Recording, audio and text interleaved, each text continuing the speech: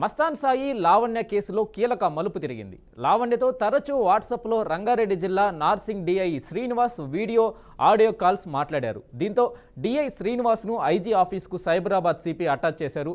లావణ్యతో తరచుగా వాట్సాప్లో video calls మాట్లాడుతూ పరిచయం పెంచుకున్నట్లు ఆరోపణలు రావడంతో అధికారులు విచారణ జరిపారు. విచారణలో వారిద్దరూ రోజు మాట్లాడుకుంటున్నట్టు రుజువు అవడంతో ఐజీ ఆఫీస్కు అటాచ్ చేశారు. రాజ్ తరుణ్పై లావణ్య ఫిర్యాదు చేసినప్పటి నుంచి పరిచయం పెంచుకొని తరచూ ఫోన్లో మాట్లాడినట్టు తేలడంతో శ్రీనివాస్పై ఉన్నతాధికారులు చర్యలు తీసుకున్నారు.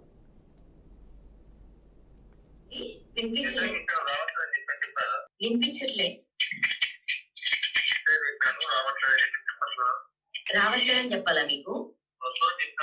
వస్తా అంటే ఏమైతుంది? ఇప్పుడు వస్తా అంటే ఏం చేస్తారు? అవన్నీ మీకు ఎందుకు? నాకు కావాలి డ్రైవేషన్ లేదు కాబట్టి నేను చేసుకోని, నేను అంతే. గలీజ్, చాలా గలీజ్. నేను ఇప్పుడే వస్తా.